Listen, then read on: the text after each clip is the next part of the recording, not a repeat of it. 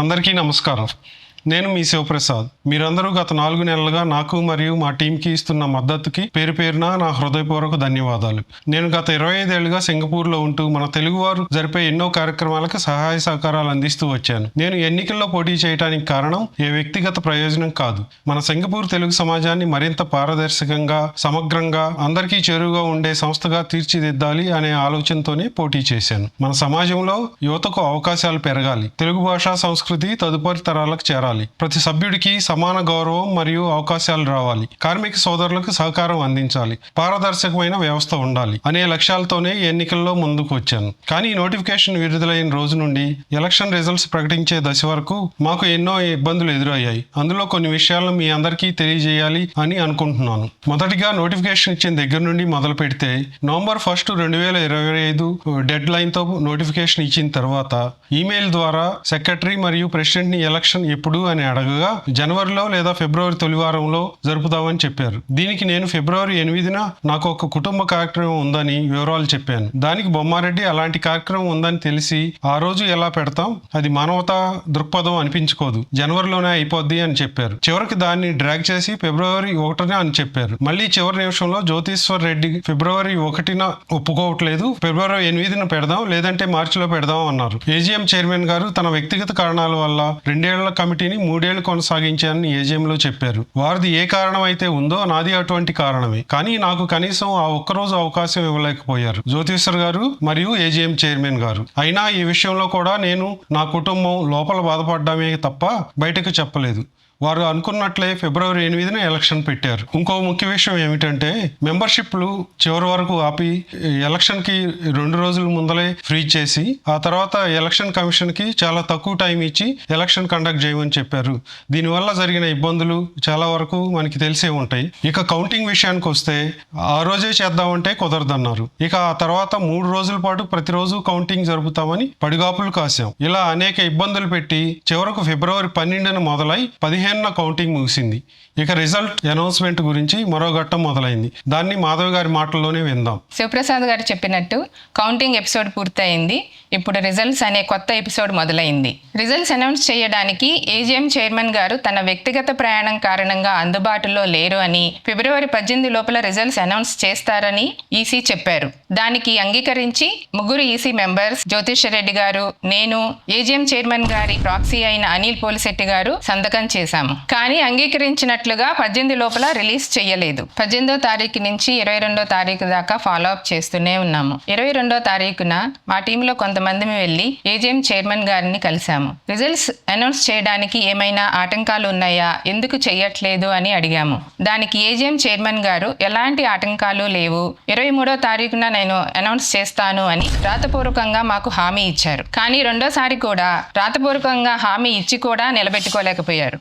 ఇక నాకు వ్యక్తిగతంగా అయితే ఇంకో 2 సార్లు 2 డేట్స్ చెప్పి అప్పుడు రిలీజ్ చేయలేదు. మన తెలుగువారి 50 ఏళ్ల చరిత్ర కలిగిన మన ఆర్గనైజేషన్కి ప్రెసిడెంట్గా ఉన్న వ్యక్తి ఈ విధంగా వ్రాతపూర్వకంగా ఇచ్చినవి కూడా చేయలేకపోవడం చాలా బాధాకరం. ఇక జ్యోతిశ్వర్ గారు కొన్ని ఆరోపణలు చేస్తున్నారు.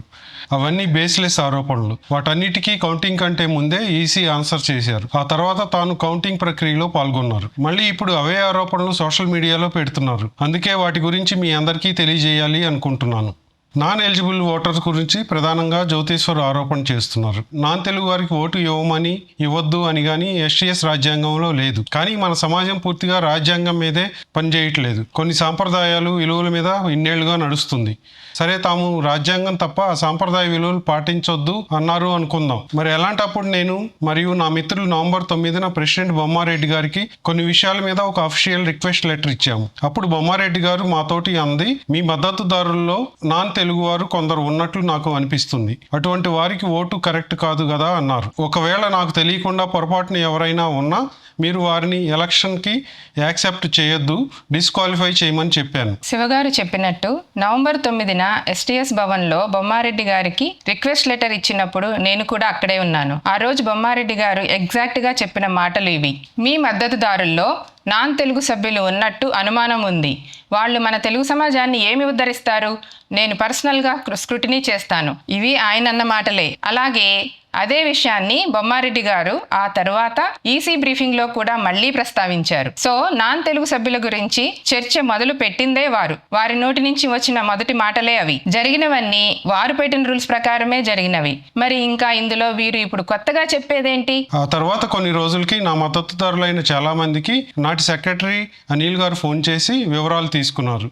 వాళ్ళ పేర్లు తెలుగువారిగా అనిపించలేదు, అందుకే చెక్ చేశానని చెప్పారు. మళ్ళీ అదే విషయాన్ని జనవరిలో జరిగిన ఎక్స్ ప్రెసిడెంట్ మీటింగ్లో బొమ్మారెడ్డి గారు అనిల్ గారు ప్రస్తావించారు. నాన్ తెలుగు వారిని తీసుకొస్తే ఒప్పుకునేదే లేదు అని కోటిరెడ్డి గారు కూడా ఆ మీటింగ్లో చెప్పారు. బొమ్మారెడ్డితో సహా దాదాపు ఎక్స్ ప్రెసిడెంట్ అందరూ దానికి ఒప్పుకున్నారు. ఈ విషయాల మీద కొందరు ఎక్స్ ప్రెసిడెంట్స్ నాకు అప్పుడే ఒక సజెషన్గా చెప్పారు, మీ మద్దతుదారులో నాన్ తెలుగు వారు ఉంటే ఆపేసేయండి, కరెక్ట్ కాదు అని. దానికి మేము మా ఉద్దేశం కూడా అదే అని చెప్పి మా మద్దతుదారులైన ఎవరి మీద అయితే మీరు నాన్ తెలుగు అని ఆరోపణలు చేశారో వారందరూ ఎలక్షన్ రోజు ఆధార్ కార్డు, పాస్పోర్ట్ కూడా తీసుకొస్తారు. మా వాళ్ళు ఎవరు నాన్ తెలుగు అని మీకు అనిపించినా మేము మీకు ఆధారాలు చూపలేకపోతే మీరు నిరభ్యంతరంగా వెనక్కి పంపండి అని క్లియర్గా చెప్పాము. మీరు చెప్పిన విధంగానే అన్నీ జరిగాయి. అయినా దాని మీద మళ్ళీ బేస్లెస్ ఆరోపణలు చేయటం ఏమిటి? ఇక జ్యోతిశ్వర రెడ్డి గారు చేస్తున్న రెండవ ఆరోపణ, ఎలక్షన్ ఏజెంట్స్ పరిధుల గురించి మాట్లాడుతున్నారు. తొలుత ఈసీ అండ్ ఏజీఎం చైర్మన్ దగ్గర ఒప్పుకుంది, మా ఏజెంట్స్ లిస్టు, జ్యోతి ఏజెంట్స్ లిస్టు అందరికీ షేర్ చేస్తాం, ఏవైనా అభ్యంతరాలు ఉంటే చెప్పాలి అన్నారు. మా ఏజెంట్స్ లిస్టు సెక్రటరీ అనిల్ గారికి ఇచ్చాం, కానీ ఈ జ్యోతి ఏజెంట్ లిస్టు మాకు ఇవ్వలేదు. ఆ తర్వాత మా ఏజెంట్ లిస్టుపై అభ్యంతరాలు ఉన్నాయని చెప్పడంతో మళ్ళీ లిస్టు మార్చి ఇచ్చాం. అయినా వారి లిస్టు మాకు ఇవ్వకుండా మళ్ళీ డైరెక్ట్గా వాళ్ళని తెచ్చిపెట్టుకున్నారు. దాని మీద మేమేమీ ఆరోపణలు చేయలేదు. అలాగే ఇంకొక విషయం ఇప్పటికీ బయటికి చెప్పడం నాకు ఇష్టం లేదు, అయినా తప్పక చెబుతున్నాను. జ్యోతిశ్వర్ గారి తరపున ఉన్న ఏజెంట్స్గా ఉన్న వారిలో 5 కంటెస్టెంట్స్ భార్యలు. ఈ 5 పూర్తి డీటెయిల్స్తో సహా జ్యోతి, ఈసీ మరియు ఏజీఎం చైర్మన్ గారికి వారి ఉన్న గ్రూపులో ఎప్పుడో చెప్పాము. ఆ విషయం నేను బయటకు చెప్పదలుచుకోవట్లేదు అని కూడా చెప్పాను. అయినా జ్యోతి గారు ఆపకుండా మాపై ఈ విషయంలో బేస్లెస్ ఆరోపణలు చేయడంతో ఇప్పుడు అయిష్టంగానే బయటకు చెబుతున్నాను. మరి ఒక ప్రశ్న, డేటా లీకేజ్ గురించి. ఈసీ దగ్గర మాత్రమే ఉండాల్సిన ఎలక్షన్ వీడియోలు మరియు అందులోని ఫోటోలు బయట ఎలా లీక్ అయ్యాయి? కోటిరెడ్డి గారు ఒక గ్రూప్లో చెప్పింది లీక్డ్ ఫొటోస్ ఎలక్షన్ వీడియోలోనివి కావు, తమ ఏజెంట్ తీశారని చెప్పారు. ఈ ఏజెంట్స్ ఫోటోలు ఎందుకు తీశారు? ఇది మొదటి తప్పు. ఒక వ్యక్తి రెండవసారి వస్తున్నప్పుడు ఫోటోలు తీసినట్లయితే అర్థం ఉంది, కానీ మొదటిసారి వచ్చినప్పుడు ఎందుకు తీశారు? ఎంతమందిని ఫోటోలు తీశారు? మహిళల ఫోటోలు కూడా తీశారా? మరియు ఆ ఫోటోలు కోటిరెడ్డి గారికి ఎందుకు ఇచ్చారు? అందరి ఫోటోలు తీసి వాళ్ళ దగ్గర ఉంచుకొని ఏమి చేయాలనుకుంటున్నారు? ఇది భయంకరమైన డేటా లీకేజ్. తన వ్యక్తులను ఉపయోగించి ఇష్టారాజ్యంగా ఇలా వ్యవహరించడం మోసం కాదా? ఇవన్నీ చూస్తే అసలు వీడియోను ట్యాంపర్ చేయలేదని గ్యారంటీ ఏమిటి? కౌంటింగ్కి ముందే వీడియో భద్రత గురించి నేను మెయిల్ ద్వారా ప్రశ్నలు అడిగాను, కానీ ఇప్పటి వరకు సెక్రటరీ గారు కానీ ఏజీఎం చైర్మన్ కానీ ఒక్క సమాధానం కూడా ఇవ్వలేదు. వీళ్ళు ఎవరి మీద అయితే డూప్లికేట్ ఓటు అయిన ఆరోపణలు చేస్తున్నారో అదే వ్యక్తులు కదా ఎలక్షన్ ప్రొసీజర్లో ఉన్న ఒక లోపం వల్ల డూప్లికేట్ అవకాశం ఉందని కంప్లైంట్ చేసింది. ఆ కంప్లైంట్ వచ్చిన వెంటనే ఈసీ కొద్దిసేపు పోలింగ్ ఆపి ఆ సమస్యలను సరిచేసింది. ఇది నిజం కాదా? ఎలక్షన్ కమిషన్ ముందే అడిగాం, మీరు 2023 ఎలక్షన్ ప్రాసెస్లో ఉన్నారు కదా, అప్పుడు జరిగిన విషయాలు దృష్టిలో పెట్టుకొని ఈసారి అలాంటి సమస్యలు జరగవని హామీ ఇస్తారా అని. దానికి ఈసీ స్పష్టంగా చెప్పింది, అలాంటి హామీ ఎవరు ఇవ్వలేరు, ప్రతి ఎన్నికల్లోనూ ప్రాసెస్ను మెరుగుపరుచుకుంటూ వెళ్ళటమే చేయగలం. ఒకవేళ ఇద్దరి మధ్య గెలుపు మార్జిన్ 1% కంటే తక్కువ ఉంటే ఓటర్ చెక్ లిస్టు పేపర్ను నేరుగా మెయింటైన్ చేస్తాం, అవసరమైతే వాటిని చెక్ చేస్తే సరిపోతుంది అని చెప్పారు. అలాగే 2023లో బొమ్మారెడ్డి గెలిచిన ఎలక్షన్లో కూడా కౌంటింగ్ సమయంలో ఎన్నో తేడాలు వచ్చాయి. 50కి పైగా ఓట్లు స్లిప్ మిస్ అయ్యాయి. అలాగే position to position ballot count కూడా పూర్తిగా మ్యాచ్ కాలేదు. దానిపై నాటి ఏజీఎం చైర్మన్ మరియు సెక్రటరీ అధికారికంగా ఇచ్చిన మెయిల్ మీరు స్క్రీన్ మీద చూడండి. అందులో వారు స్వయంగా 50కి పైగా ఓట్లు మిస్ అయ్యాయని చెప్పారు. అలాగే ఇలాంటివి కొన్నిసార్లు జరుగుతాయి, వాటికి అందరిది బాధ్యత అని చెప్పారు. ముఖ్యంగా బొమ్మారెడ్డి గారు 100 ఓట్లకు పైగా మెజారిటీ ఉన్నందున ఆ తేడాలను పరిగణలోకి తీసుకోవటం లేదని కూడా చెప్పారు. ఇవన్నీ ఫీడ్బ్యాక్గా తీసుకొని తదుపరి ఎన్నికల ప్రాసెస్లో మెరుగుపరుచుకోవాలని అప్పుడు చెప్పారు. ఇప్పుడు మేము అడుగుతున్నది కూడా అదే. జ్యోతిశ్వర్ రెడ్డి గారు చేస్తున్న ఆరోపణలు దాదాపు బేస్లెస్. ఒకవేళ చిన్న చిన్న పొరపాట్లు ఎప్పుడైనా జరిగినా గతంలో మీరు పాటించిన విధంగానే మెజారిటీ 100 ఓట్లకు పైగా ఉంటే వెంటనే డిక్లేర్ చేయండి. అంతకంటే తక్కువ ఉంటే పోటీ చేసిన అభ్యర్థులను పిలిచి మాట్లాడి నిర్ణయం తీసుకోండి అని కోరుతున్నాము. కానీ ఇప్పుడు రిజల్ట్స్ ఆపేసి ఎస్జిఎం అని నోటిఫికేషన్ ఇవ్వటం పూర్తిగా అనవసరం.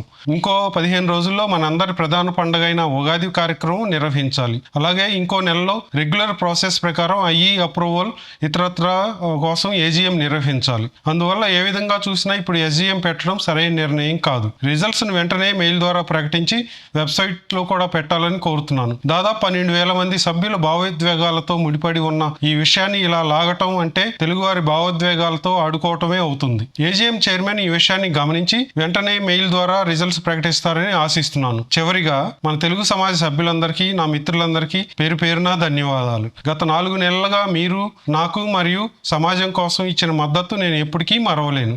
అందరికీ ముందస్తుగా ఉగాది శుభాకాంక్షలు. మీ శివప్రసాద్.